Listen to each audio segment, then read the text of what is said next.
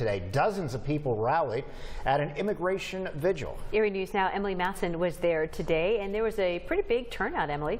Yeah, there was, Amanda. The Benedictines for Peace have held rallies outside Erie's federal building in the past, but this one drew a larger turnout, likely because President Trump's executive orders on immigration have struck a chord with people. Build bridges, not walls.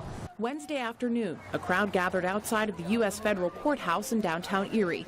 They were there for an immigration vigil, singing All God's children round that and praying for immigrants and refugees, as well as the elected leaders making decisions on their futures. It's very important from a human rights standpoint, and we think it's important they know that we're praying for them to make the right decision for the country. I ask you to continue to pray for our elected leaders. Joe Haas is the executive director of Erie's Catholic Charities. He runs the refugee settlement program, and he spoke at Wednesday's rally of the importance of refugees in our community. I think one of the messages we want to get out today is that refugees are good for Erie, and that while there's a lot of misinformation, especially about the vetting process, I think it's important for people to understand that refugees are vetted, extremely vetted. Can the process be improved? Certainly, but I think it's important for people to know that they are good economically for the city of Erie.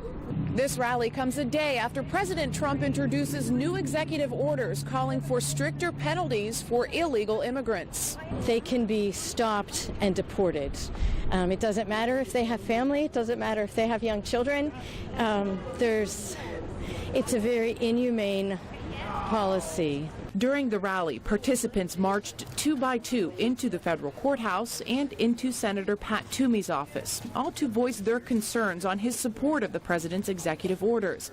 The Benedictines for Peace hosted this vigil and call for action. A year ago, Pope Francis was at the U.S.-Mexico border, and he's the one who asked us to build bridges and not walls. And so that message is even stronger right now. So we want to make sure that our representatives hear it during the congressional recess. And today's vigil was one of many happening across the country today during this week's congressional recess. Emily Matson, Erie News Now. All right, thanks, Emily. I think it's late February, not April, but it's hard to tell. It is hard to tell, but I'm not complaining. Jeff, keep it up. Yeah, well, we have 2 more days of this, and it's been